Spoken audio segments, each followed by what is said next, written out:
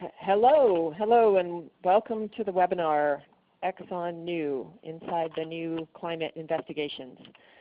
My name is Kathy Mulvey, and I'm UCS's new Climate Accountability Campaign Manager and Advocate.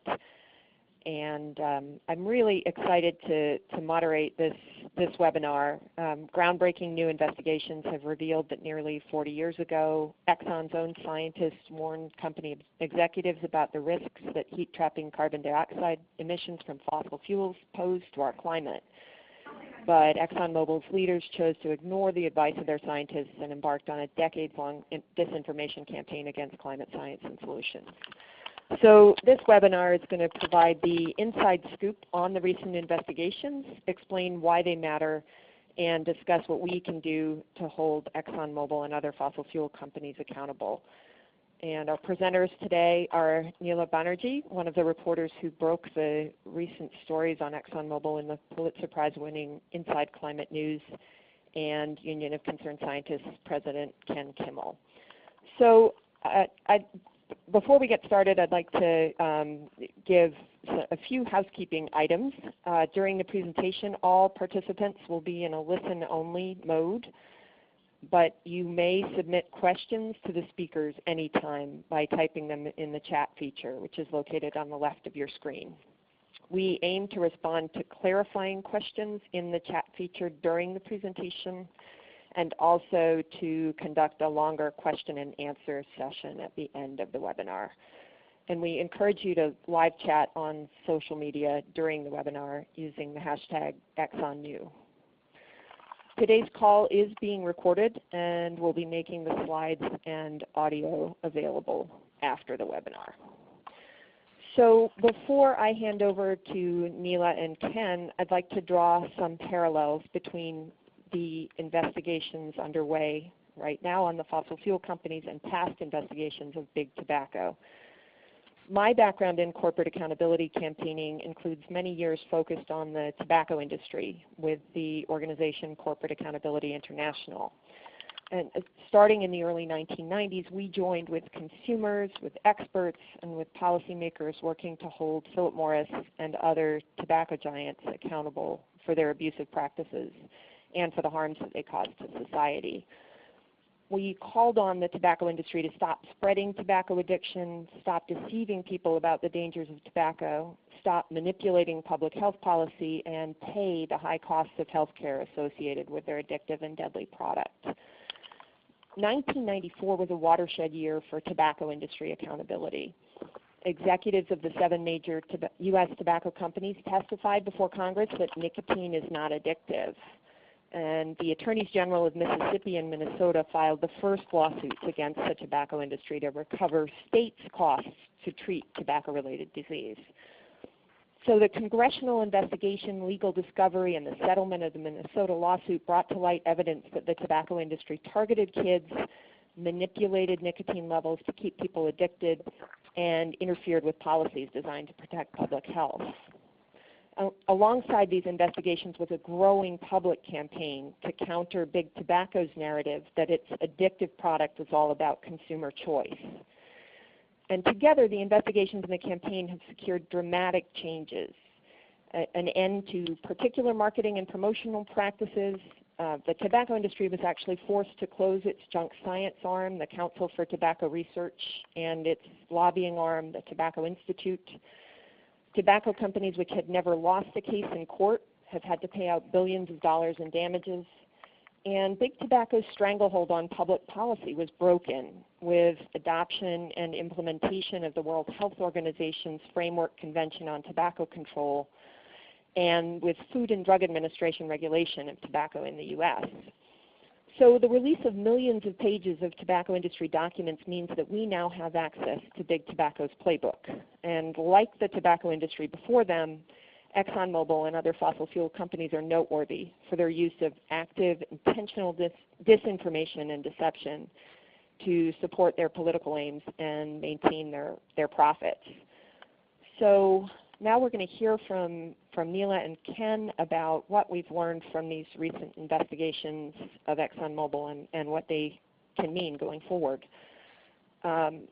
Neela Banerjee is one of the reporters of the 6-part Inside Climate News investigation, Exxon, The Road Not Taken, which was based on an 8-month investigation.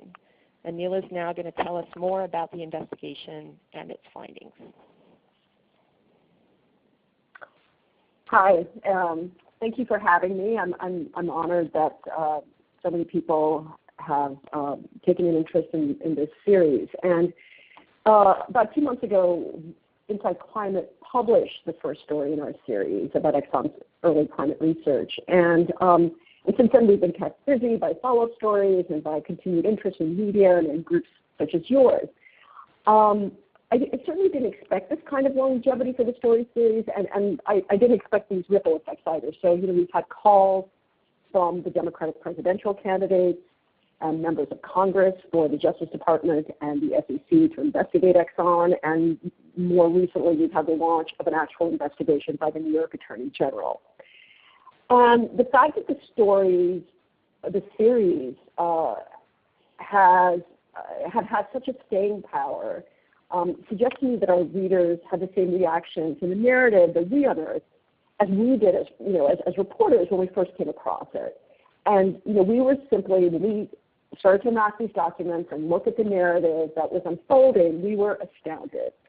When we launched the project in January to look at what the oil industry knew about climate change and when they knew it, we already knew that the oil industry were the leaders of the denial movement that kicked off in earnest in the late 1980s. And you can see the slide. This is just Exxon's ads that were run from the mid-90s onward that downplay the risk of carbon dioxide and climate change and so on. So I think people knew about Exxon and about the oil industry's particular role in this. So as we were doing the research, I guess our if we had to guess what we'd find out there, I think we thought it would be along the lines of, how far back did the denial campaign go? Instead, we came across an entirely different story.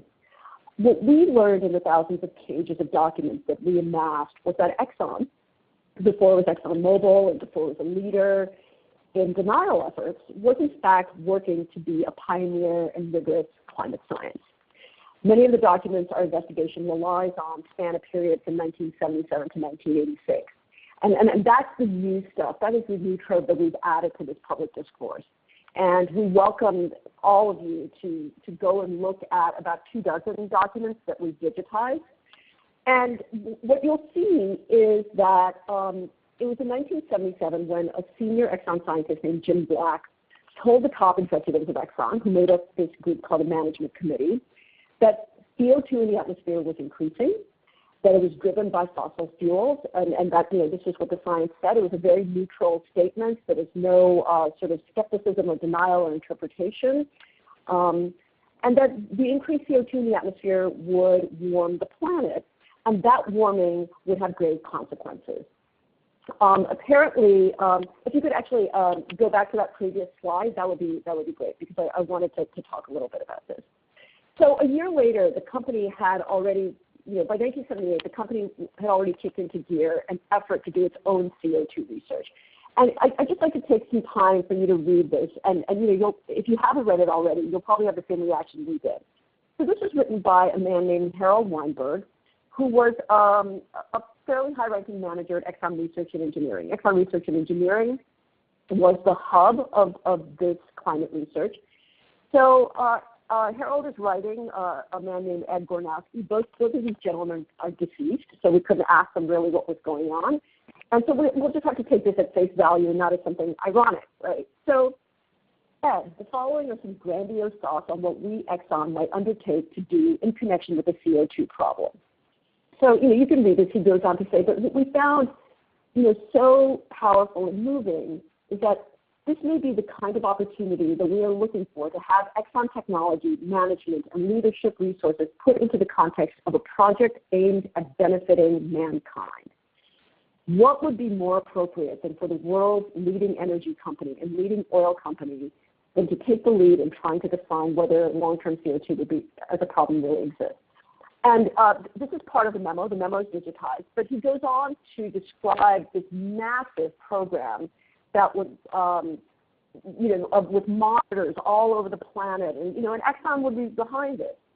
As it turned out, they actually did consider Harold's idea, and they decided against it. They thought that this was too big even for Exxon. But they focused on a discrete but ambitious project, and that was to outfit a tanker called the SO Atlantic with specially made equipment that Exxon was making in-house to measure carbon dioxide in the atmosphere and in the ocean along its route from the Gulf of Mexico to the Persian Gulf. They had some awareness of this. They had scientists, but they needed real experts, so they partnered with Columbia University on the project, and the project went on for 4 years. At the same time, in the late 1970s, so that project they were discussing in 78, it launched in 79. By 1980, they also decided to get into climate modeling. And so what this slide shows is when key actors at Exxon, like Jim Black, who was the scientist who spoke to the management committee, became aware of carbon dioxide as a problem. But what this also shows is the renown that Exxon won in government, industry, and scientific circles for its research. And this is a graphic from our website with one of our stories. And they were really, from what we could gather, both in talking to people who are still alive who worked on that research and from looking at the documents, no other American company had this kind of ambitious in-house research. There were other companies that would visit conferences that the Energy Department would host. The Energy Department was leading the research at that time, the federal research, and they would monitor the progress of the science presented at those conferences. But Exxon was the only one doing this, and so you can see, for example, that Senator Gary Hart invited Exxon's Henry Shaw to participate in a federal commission's two-day conference on the consequences of growing carbon dioxide levels. Henry was the only one from industry there. Everybody else was a scientist. So this is far different from the Exxon that we came to know. Could you go on to the next slide, please, Dave? So Exxon, had its own in-house empirical research with the tanker. It did modeling by hiring scientists who are experts in mathematical modeling. It also monitored research and people were kept apprised of it not only at the level of the scientists and managers at Exxon Research and Engineering, but all the way up to the top executives in Manhattan. That is a management committee, that is a senior vice president level, and again, we have documents which we've digitized that show the interactions and between Exxon Research and Engineering and these senior vice presidents, and the interest that the senior vice presidents had in the issue. So here are some of the things that Exxon understood, and their understanding was quite sophisticated. We spoke, my colleague Lisa Song, who's an MIT graduate and has a science background, spoke to scientists who were active in climate research at the time, and tried to gauge, whether Exxon's understanding of certain phenomena were accurate, whether the questions they had or any uncertainty that they voiced was in keeping with the uncertainty that the others felt, and in fact, Exxon was very much in the mainstream. So they understood things like the albedo effect. They were looking at phenomena such as the carbon cycle. They knew that there would be enormous grave consequences for human society. So, and this kind of understanding permeated the organization, and it wasn't just in New York with Exxon or in the New York, New Jersey area with the scientists and the executives. There were people in the upstream division in Texas who knew about this. All right, if we could go on to the next slide, please.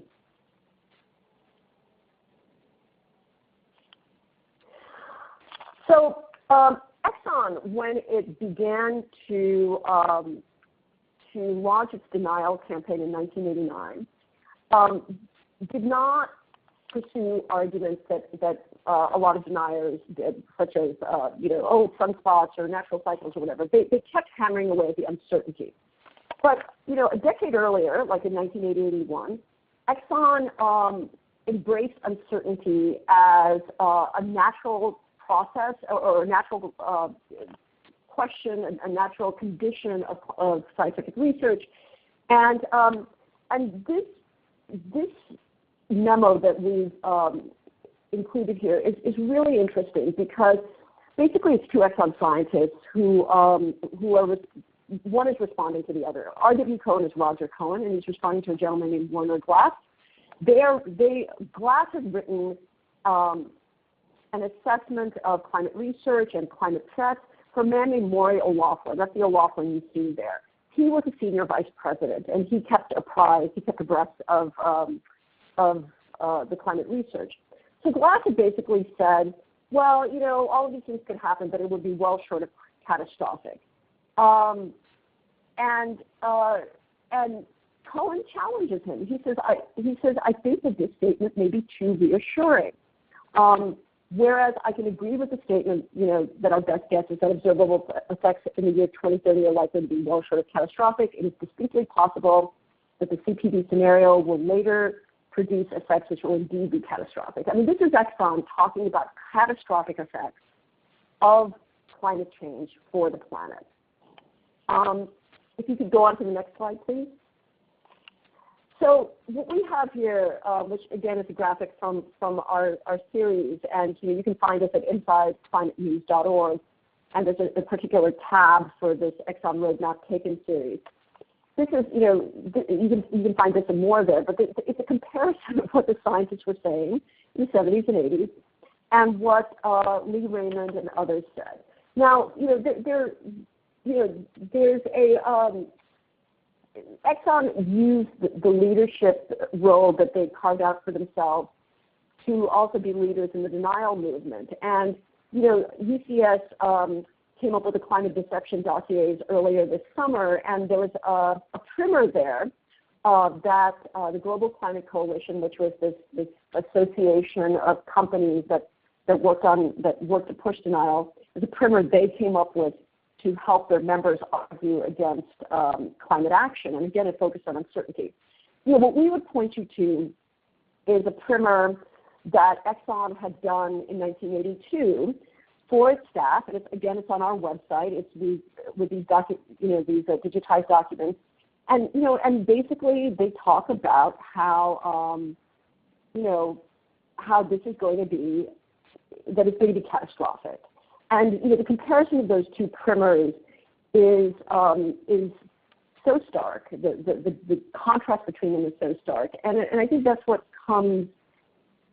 all of this comes down to, why we think people have found this story so interesting, is that you see the company. We all know the company that Exxon has become, but to see what it was and the opportunity that it presented it's an enormously poignant moment. It's a difficult moment to look back on, and we're glad that people are looking at it.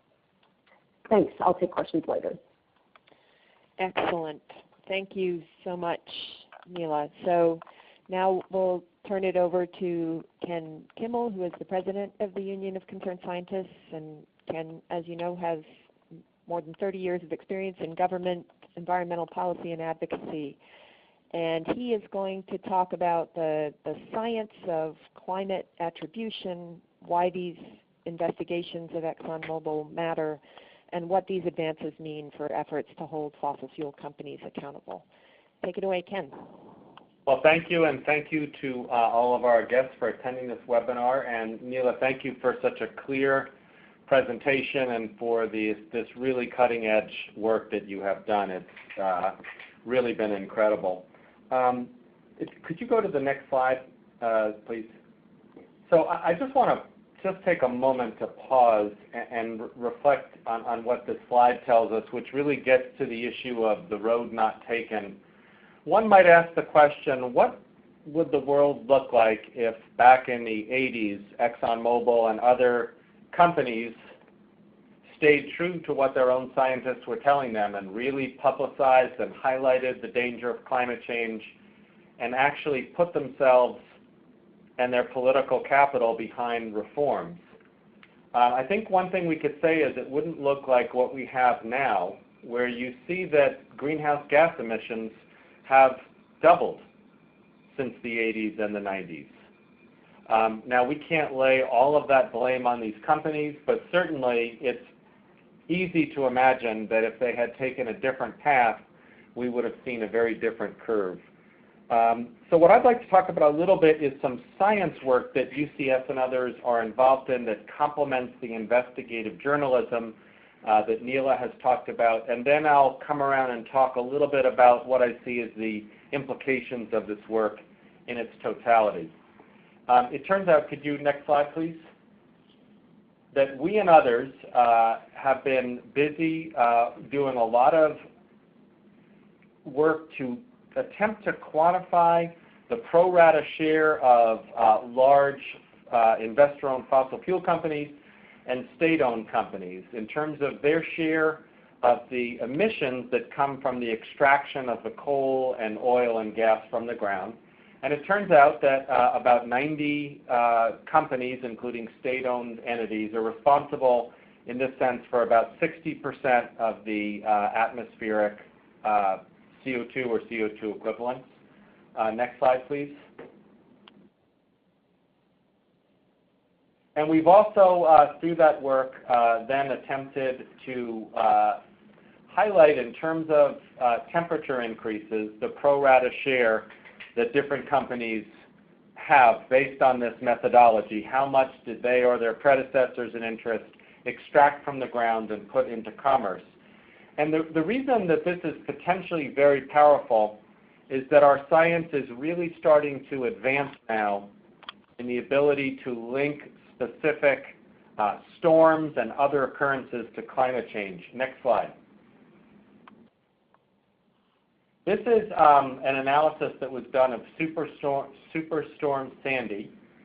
And the analysis indicates that sea level rise is responsible for about $2 billion of the total that was caused by Superstorm Sandy. So it's starting then to be able to take a specific event and highlight how much of it is attributable to climate change. Next slide, please. We will be putting out a paper later this year that links climate change to the heat wave in Europe over the summer, and that again is capable of quantifying the number of deaths that were experienced in Europe and hospitalizations attributable to temperature increase. Next slide.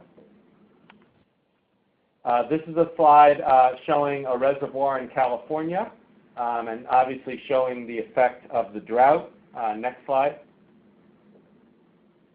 And this is an estimate of the damages just for 1 year of the drought in California. And so what you can see is we have 3 legs of a stool. We have a narrative that shows these companies knew the harm that their product was causing and attempted to sow doubt about the harm.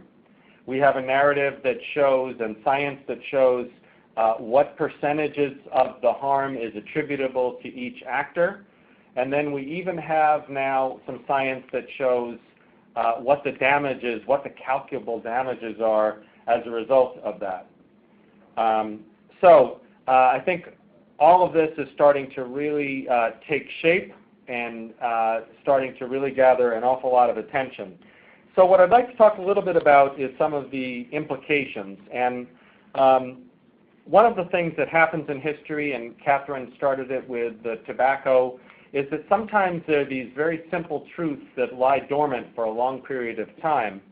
But then all of a sudden, for reasons that are hard to calculate, they arise from their dormancy and they take hold of people's imagination and they spread like wildfire. And that's really what I think is happening with the simple but true idea that the actors who put petroleum products into commerce bear some of the responsibility for the harm. And so we had Naomi Oreskes' book, Merchants of Doubt, making that case very well. We had the Climate Deception Dossier which UCS put out over the summer, the Inside Climate News, the LA Times story, and really it set off a wildfire of calls for investigations. There is a former federal prosecutor who is likening what she knows about the petroleum companies to what she knew about the tobacco companies when the federal government was considering a so-called RICO investigation. We see more and more politicians and leaders calling for investigations. And then last week, the New York Attorney General has announced that he is actually launching an investigation into ExxonMobil. And the question is, what did the company know versus what did they tell their investors and the public? And I think that is a very, very significant moment here. For one thing, the Attorney General of New York has the power to subpoena documents. He doesn't have to file a lawsuit to get those documents. He has the power to compel them. And it seems very likely that that subpoena, which is very broad and spans many decades, will unearth information that we haven't yet seen that will in turn fuel this movement further. It may support shareholder resolutions, it may support calls for divestment, and it may provide more information relevant to litigation. But to me, the biggest issue here is that companies operate with what I call a social license. The social license is what gives them the ability to advertise a product and have consumers trust them. It gives them the ability to speak on matters of public policy and have influence. But we know from history, and it certainly happened with the tobacco companies, that once that social license is lost, that ability to influence in the public sphere can erode very, very quickly.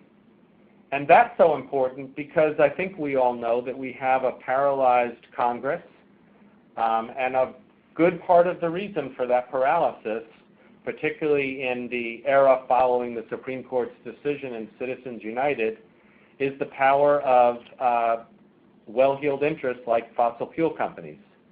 And so it becomes really important to put these companies on the defensive, to hold them accountable for their behavior, and actually to start making requests of them that give the companies that want to behave better an opportunity to separate themselves from the pack.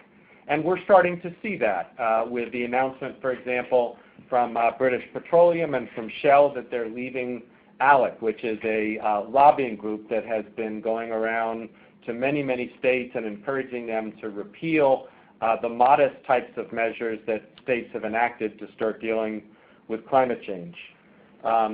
So what we think can come out of this is a series of demands on these companies. First, that they stop supporting disinformation, and I believe that is still going on, although not as overtly as it once was. That they support sensible climate policies. And let me give you an example. A number of fossil fuel companies now say they support carbon pricing, but they support it in a very indirect way. They wrote a letter, for example, to the United Nations, which has no authority to impose a carbon tax. What we mean by supporting is really putting political capital behind specific legislation and supporting it. We also will be looking to these companies to reduce the carbon content of their fuels, knowing that from a life cycle analysis, not all oil is created equal.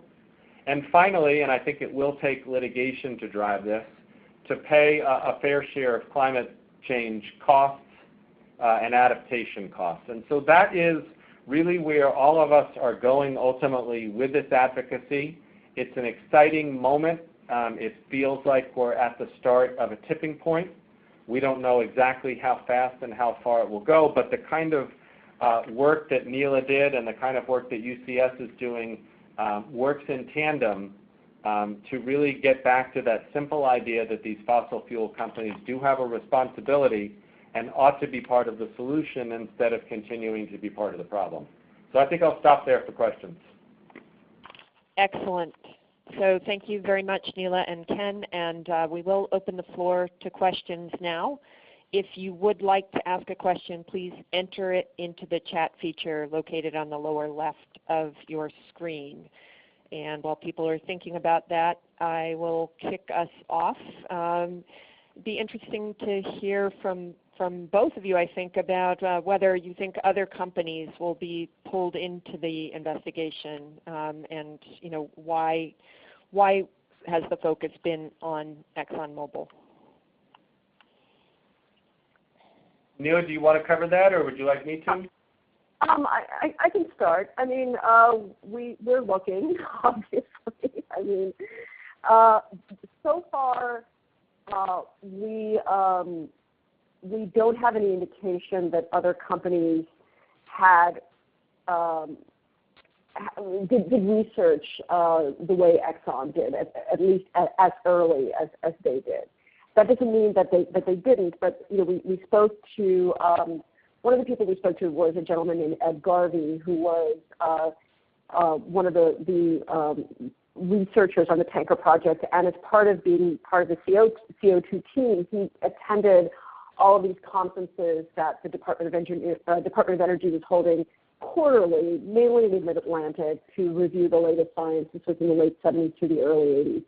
And Ed told us that there were other companies that were there, and they were kind of watching what was going on, but nobody else was doing that kind of research. And then later, as we started to amass the documents, we also found Exxon, an executive bragging to others in a memo that nobody, has the kind of work, has the kind of research that Exxon had. That said, the American Petroleum Institute did have a task force that was looking at climate and energy pretty early, and and we're looking at that. Yeah, I would just add, I mean, I think so far it hasn't come out that any of the other companies did the level of research that Neela has uncovered on ExxonMobil. But I think it is clear that many of these companies did have knowledge earlier than we suspected about climate change. And I know that Exxon and Mobil have now merged, but there was a fairly famous memo by the chief scientist to Mobil back in the early 90s, basically saying something like this: the science of climate change cannot be debated. It is real. And that same scientist actually stated that other types of explanations like sunspots are not credible, which is interesting because some of the companies then went on to fund that work secretly in the effort to sow doubt. So I do think that there are similar stories for the other companies, perhaps not as well developed at this time. Right, or they might have gotten onto it later, but the 90s is still pretty early as far as public awareness of climate. Well, and it's important too because it establishes knowledge before some of the public relations campaigns were hatched. Right. Right. Well, actually, following up to that point, Ken, can you talk a little bit about why it matters that Exxon knew this information in the 70s and 80s? And is this why does it make a difference now? Well, I think it goes back to what I was trying to say about the social license. I mean, it would be one thing if the company was, simply extracting these products from the ground and selling them and providing energy that people needed. And then it, turned out that because of things it didn't know, it's causing harm. That's quite different from knowing that you're causing harm, which I think these documents establish, and that you fairly deliberately and intentionally constructed a campaign so that people would be in doubt about it. I think the moral and ethical underpinning of that is very, very significant. I also think that if this does go to litigation, I think that the knowledge of the company of the harm that it was causing will be a significant factor. What I'd like to add to that too, if I could, is that there's, one of the stories we did, and we have it's this massive series, and I don't think even my mother has read all 6 stories, but one of the stories we did was about Exxon using its early awareness of CO2 and climate change as it weighed developing a massive natural gas field in the South China Sea. In 1980, Exxon signed a development agreement with the Indonesian state oil company, Pertamina, to develop the Natuna gas field in the South China Sea. And Natuna is enormous, but it's also geologically kind of unusual. It has a lot of CO2 mixed in with the methane. So you can't, apparently, you can't just burn this stuff without removing the CO2, or else the gas is sort of worthless. So what do you do with the CO2 when you remove it, right? The Indonesians were okay with just venting it into the atmosphere, but Exxon already knew that venting the CO2 in the atmosphere would be a problem. And so they have people looking at what to do with that CO2 that was both cost-effective and environmentally responsible. This is in 1980. We're talking about, and they did this year after year. The project was enormous. They had to go to their board of directors, which was entirely or almost entirely upper level management. They didn't really have outside directors, and explain to them the progress on the project. And in one voice, the board of directors said, this project cannot go on unless you solve the CO2 problem. Now, some of those executives actually accepted the science. Some of them were skeptical about the science or not sure, but they knew that this could be a huge PR problem. Now, as I said, this started, in 1981, 82. They kept doing this every year. In 1984, Lee Raymond joined. He was appointed to the board of directors because he became a senior vice president. So we know that as early as 1984, Lee Raymond, who became this ardent voice of denial in the 90s, was hearing about how projects could not proceed because of carbon dioxide. So, why is this significant? Well, it's significant because if shareholders, lawyers, or regulators are looking at Exxon's at basically what Exxon said to shareholders and the risk, what they told shareholders about the risk of climate change to their business projects. I mean, they were looking at the risk of climate change as far back as 1981. If they had vented from Natuna, that would have been the single largest point source of carbon dioxide in the world. And they ultimately mothballed the project. The project is mothballed to this day. So what does that mean about disclosure? And what kinds of questions are valid to raise? Can regulators and shareholders validly raise about what Exxon knew and how it affected their business decisions and what it disclosed to the outside world? Great, thanks, Neela. So if you had the subpoena powers available to New York State Attorney General, what would you ask for from Exxon? Neela, do you have any? Oh, everything. Everything. Like your laundry list, your dry cleaning receipts. I would ask for everything. No, I think what's most interesting is that period from 1986, 85, 86 to about 1990, and because that's where you see the shift occurring, right? Because it's in 1989 that the Global Climate Coalition is formed, and the American Petroleum Institute leads it, and Exxon leads it. I mean, there are other members, but really those are the leaders of this effort. So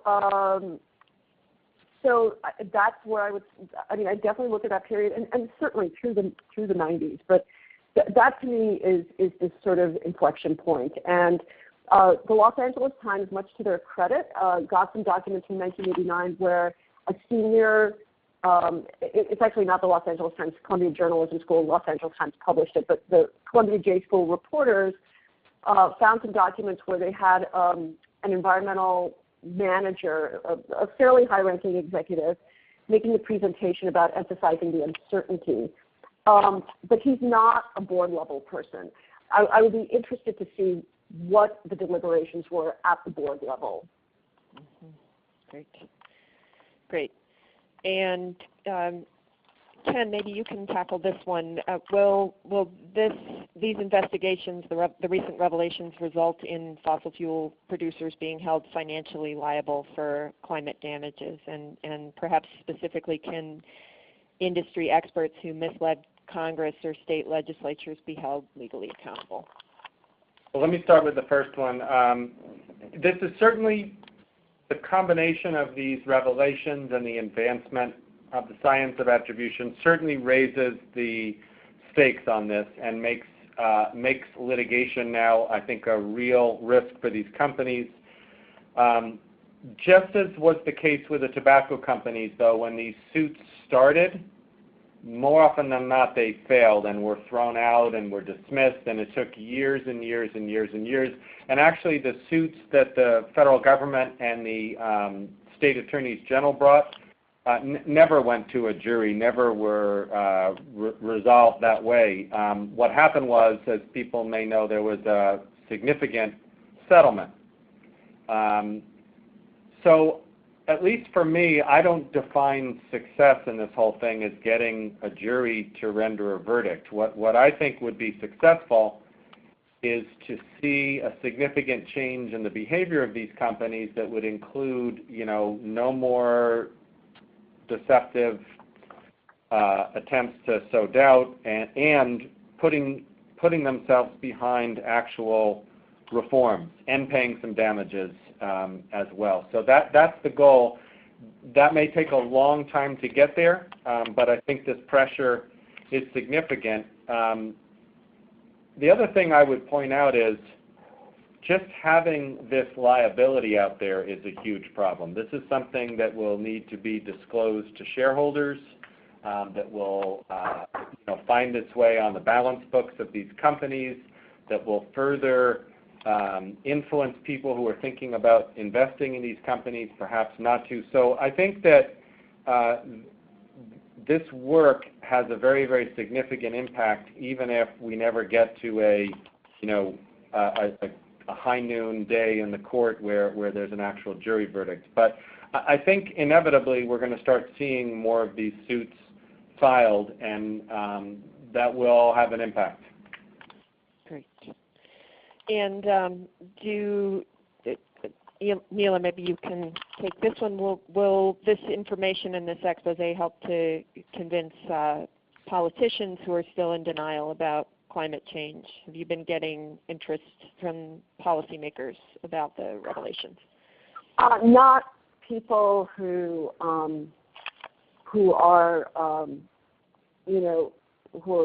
who are deniers, basically. And so, from what I understand from people in Congress, who've talked to me about this, is that there are some people who are true believers who really think it's a hoax, like Jim Inhofe and Ted Cruz.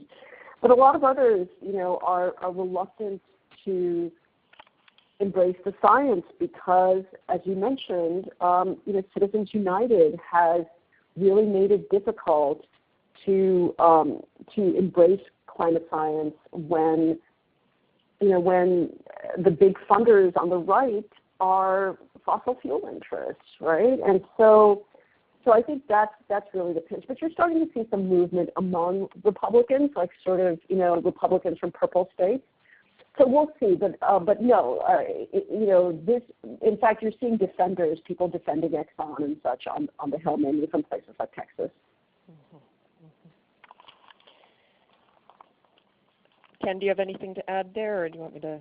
I think you can move on. Great.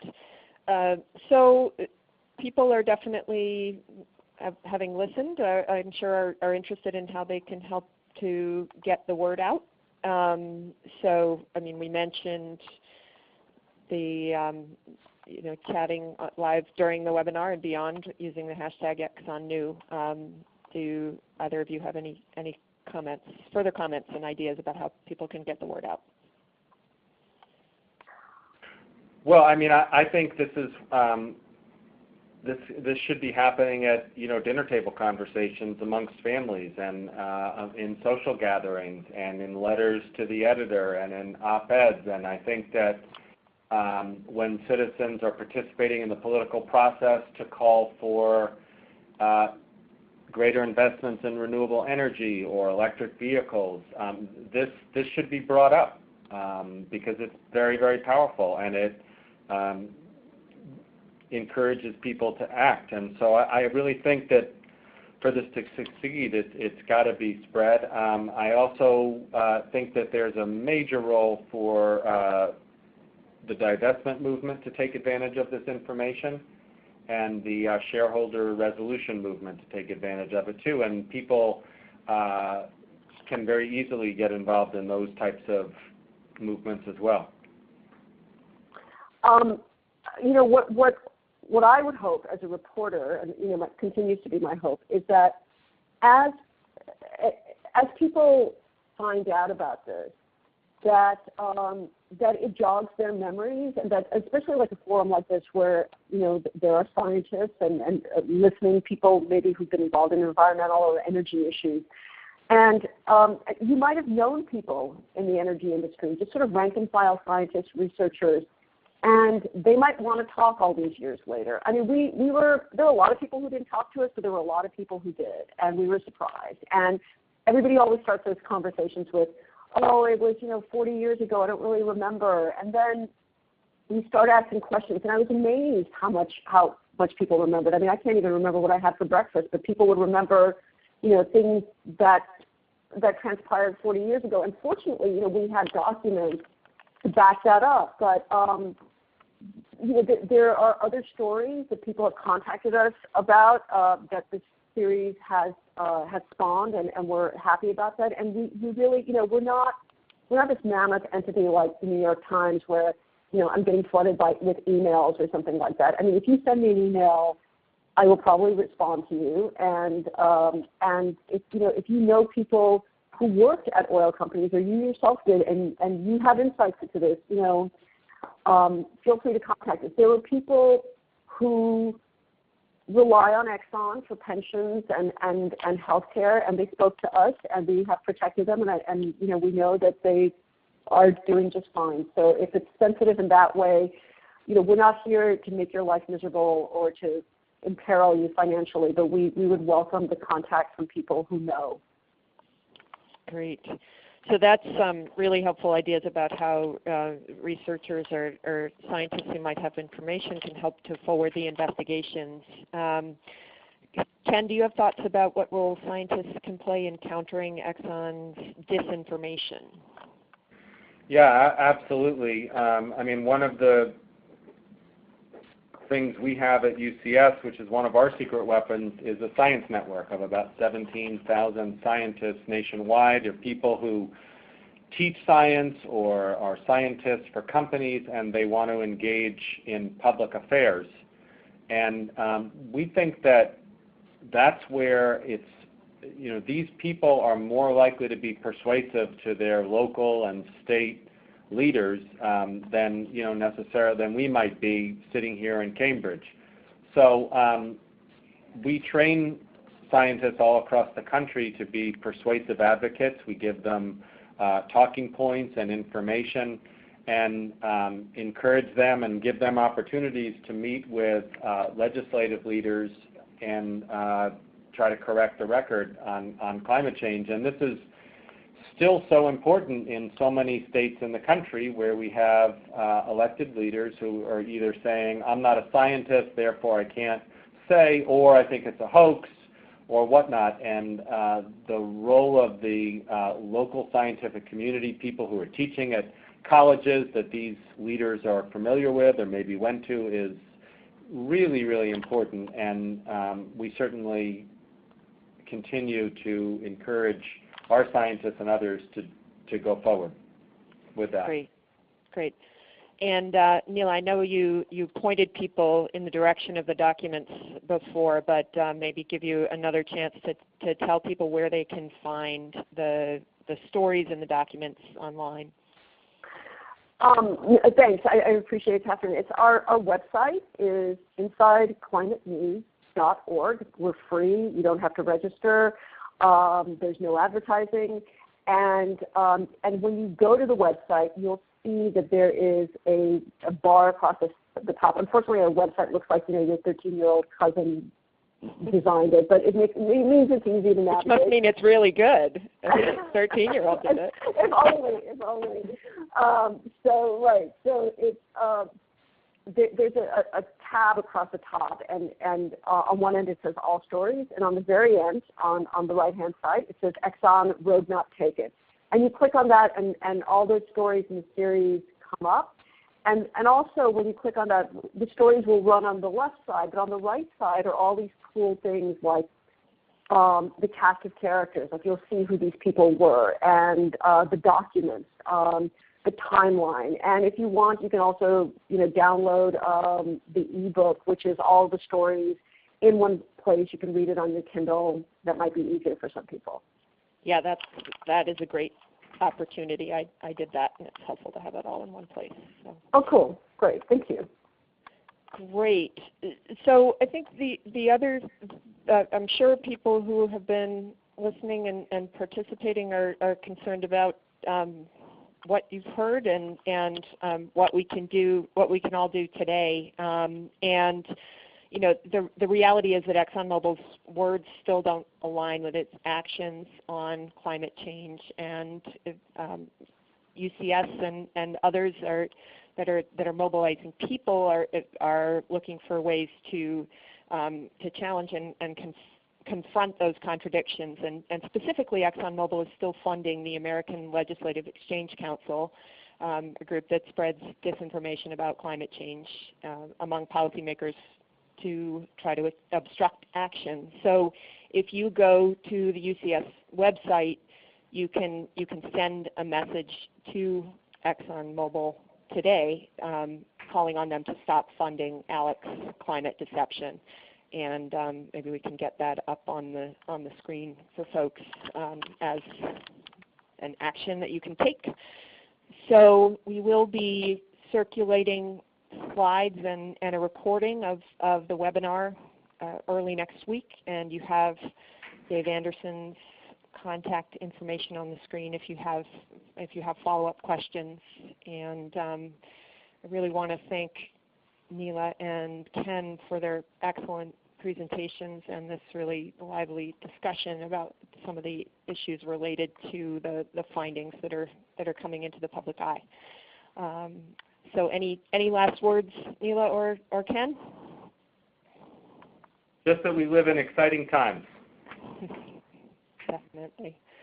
And Neela, we definitely look forward to the next installments of your investigative work. It's been really groundbreaking and exciting to see what you're unearthing and what it can mean for the social action and the social license of these companies. Yeah, I look forward to it too. I'm not quite sure what it's going to be, but hopefully it'll be exciting. And thank you for having me and for spreading word about our series. Excellent. Well, with that, we'll close this webinar, and we look forward to being in touch with people on an ongoing basis.